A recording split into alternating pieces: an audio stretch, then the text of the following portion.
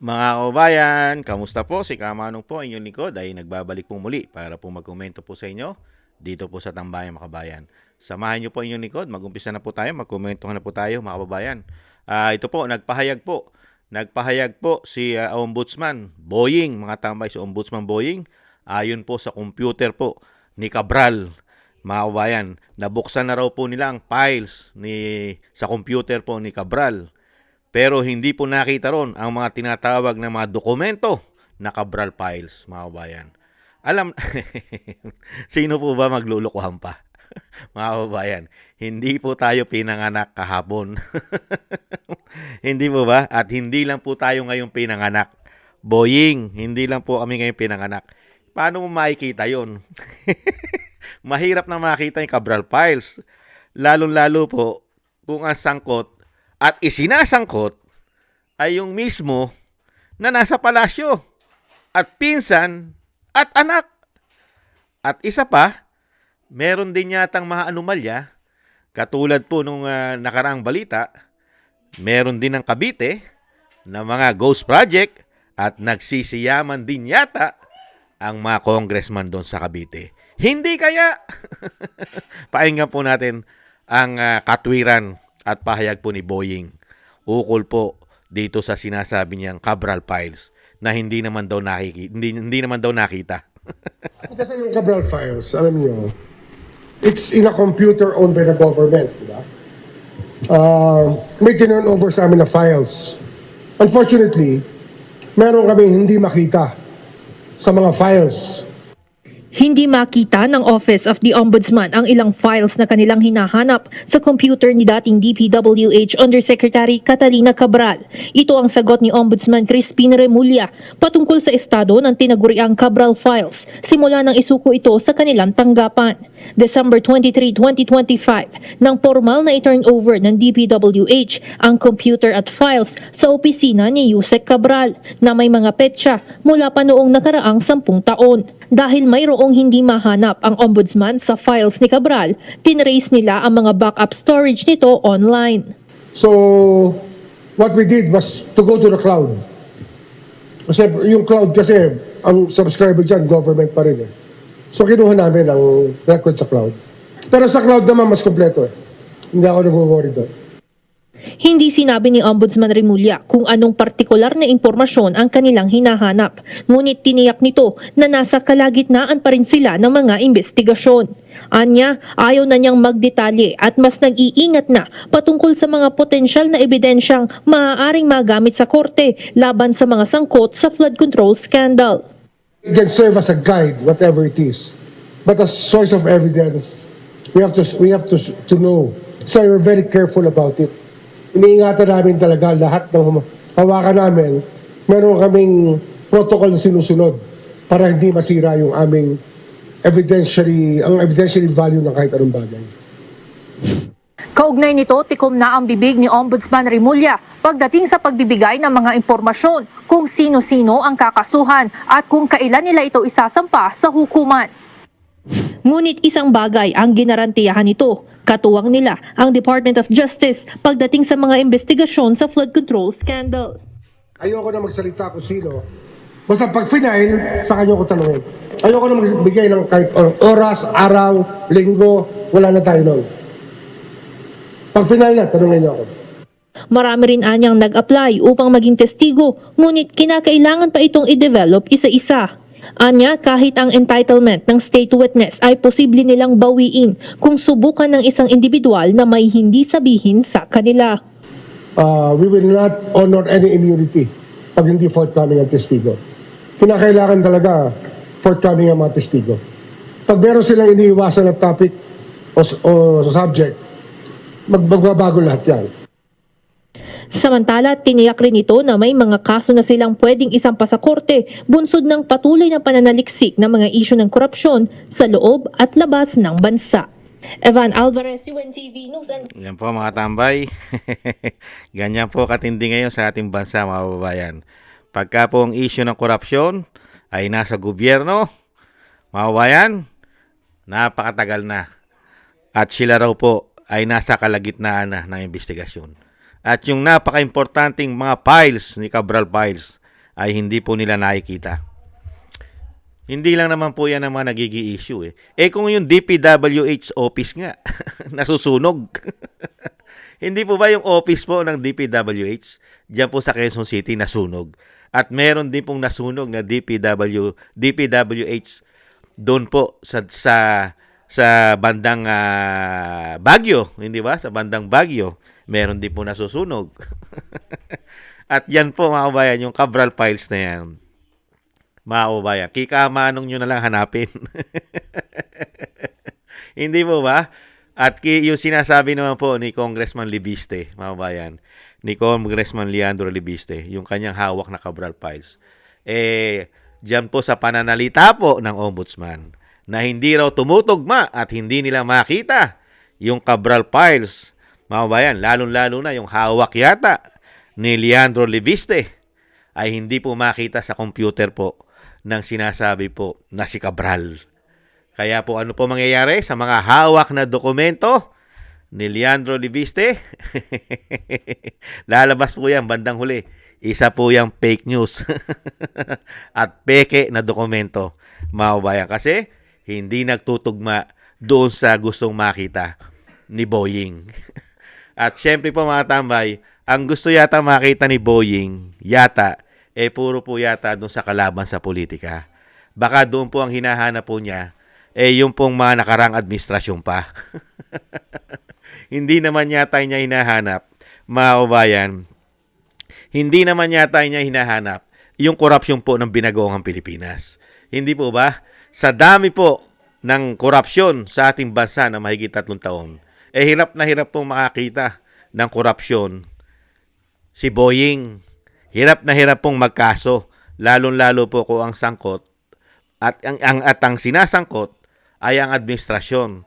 Lalong-lalo na po pagka pinangalanan pa yung Malacanang kasamang kabrotherhood. Diba? Yung sinasabi daw po na si Tambaluslos, mga kababayan, at nahandyan pa ang anak, mga kababayan, at hindi daw po pwede basta-basta ng mga testigo ay kailangan daw po ang mga testigo kung sila po ay magpipresenta na maging testigo, kailangan dumaan muna sila sa panuntunan ni Boying, mga kababayan. Diyan ka nagtataka, mga kababayan. Diyan ka nagtataka. Pinangalanan po nila at pinangalanan po ni Bongit na tinatawag na bangag, mga kababayan, yung napakarami pong congressman na sila rin po ang contractors. Di ba? Congressman na, contractors pa. Ilan po yung pinangalanan dyan? Di po ba? At sinabi rin po yan ni Leandro Libiste. Napakarami pong congressman. Hindi po bababa sa 67 na congressman, sila pa raw ang contractors. Pero sa kabila nun, napakatagal pong mag-imbestiga ng DOJ, ng Ombudsman, mga kababayan. Pero pagdating po sa mga Duterte, sa mga kaalyado ng Duterte, napakabilis po mag-imbestiga. Instant. Kaya ka na agad arestuhin at kaya ka pang ipatapon sa ICC. Hindi po ba? Ganyan po katindi ang ating gobyerno ngayon. Lalong-lalo po sa korupsyon. At alam naman po natin na wala pong mangyayari sa ganyang investigasyon, mga kababayan. At yung sinasabi po mga files na yan, komento na inyong lingkod, mawawala lang po yan parang bula. At lilinis lang po at kailangan po nilang linisin ang dapat linisin para po mawala doon sa sinasabi pong mga files. Pero hindi naman po tanga ang taong bayan. Hindi naman po bobo, hindi naman po gago. At lalong-lalo pong hindi bobo at gago at tanga ang Vice President. Alam po ng Vice President kung paano po gagawin sa mga magdanakaw na yan. Napakaraming congressman, senador, mga kababayan, pero hanggang ngayon, isa pa lang po ang pinakukulong nila. Sa dami raw po ng sangkot, contractors pa lang at mga engineer at isang senador. Pero wala kang makita na mga congressman sa Cavite. 8 po ang congressman sa Cavite. Wala pang nakukulong kahit isa. Dahil napakahirap daw pong kuhanan at hanapan ng ebidensya. Pati po sa Bulacan. Sa Bulacan po yata ang congressman dyan ay hindi bababa sa 7. Pero hanggang ngayon, wala pa rin pong nakukulong na congressman sa Bulacan. Talamak daw po ang napakaraming ghost project doon. At magtataka rin po tayo kay Boying, never pong name-mention ang Ilocos Norte. Never pong name-mention ng DPWH Secretary, di ba, na si Vince Dizon. Ganon din po ang Leyte, ang distrito ni Tambaluslos. Iniiwasan. Bakit kaya? Kaya po ang nangyayari, yung pag-iwas po nila doon sa mga probinsya at distrito ng kaalyado nila, mga kababayan, ay siya naman pong paglinis. Habang hindi iniimbestigahan kasi yung lugar, ay kailangan linisin muna. Pagka malinis ng lahat, saka yan iimbestigahan. Hindi kaya, mga kababayan? At naniniwala po ba kayo, mga kababayan, sa sinasabi ni Boying, mga kababayan? Naniniwala pa ba kayo kay Boying? Nagtatanong lang po. At dapat po bang paniwalaan si Boying? Nagtatanong lang po. Ano po ang kredibilidad na meron si Boying, mga kababayan? Nagtatanong lang po si Kamanong. Hindi po ba? Unang-una, merong anak na nasangkot sa illegal na high-grade na damo. Wala pang 3 buwan, absuelto. At meron siyang mga kaso, mga kababayan. Kaya nga po, nagtaka ang Pilipino, nagtaka ang taong bayan. Sa kabila na meron po mga anomalya na kinaharap siya, ay naging ombudsman pa, mga kababayan. Ganyan po katindi si Boying, mga kababayan. Yan po, mga kababayan, ang ibinalita po ni Boying tungkol po sa Cabral Files. Wala raw po silang nakita doon sa gusto nilang malaman at makita. Hindi nila nakita ang Cabral Files. Lalong-lalo yata yung ine-expose ni Libiste, mga kababayan. Yan po si Boying, mga kababayan. Hindi po tayo binobola ni Boying. Nagsasabi po ng totoo si Boying, mga kababayan. At seryosong-seryoso po si Boying na lutasin ang korupsyon, lalong-lalo po ng binagoong Pilipinas. Kaya nga po, mga kababayan, kailan pa pumutok yan? October, November, December? December daw po, marami magpapasko sa kulungan. Hindi po ba? Tapos January natapos na at malapit na naman po matapos ang February, mga kababayan. Kaya po napakabilis po nila umaksyon. At nakikita naman po natin kung sino po ang inaaksyonan nila. Hindi po ba? Katulad po ngayon, busy po sila sa West Philippine Sea. Hindi po ba, mga kababayan?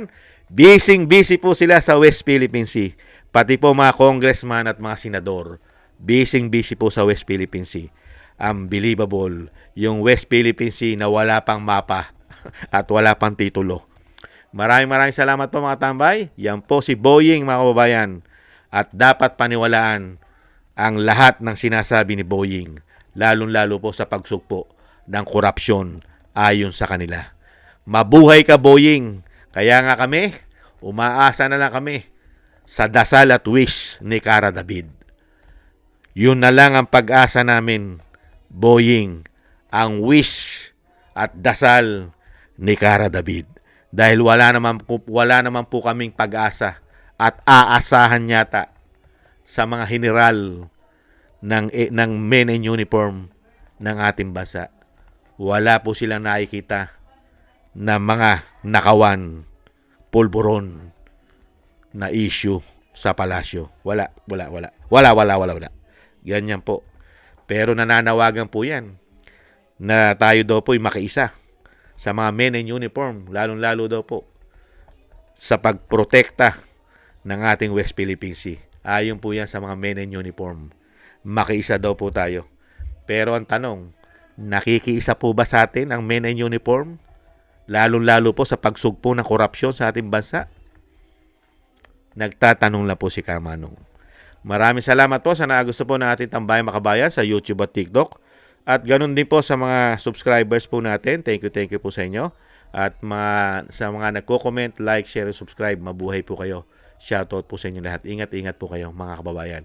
At thank you rin po sa mga nagbibigay po ng tulong. Shoutout po kay Eric Hershaw ng Canada, kay Tatay Nick ng Canada, ako si Pilam, si Annie Jo, si Gay at Chena, si Balance Vision TV, si Jesus Valdepena, si Kingston ng Hong Kong, si Jake Yahut ng California, USA, si Gina Ray ng Berlin, Germany, Julieta Celona ng Sydney, Australia, si Baby Roman at Ate Isa ng Cagayan, si Beichi Chiyoko, si Jem Aris ng United Arab Emirates, si Jovelyn Watanabe ng Japan, si Chidorico Erguisa Jr., si Arfel Villacorta, Wills Bubbles, Rosalina, si Michelle Yamaguchi.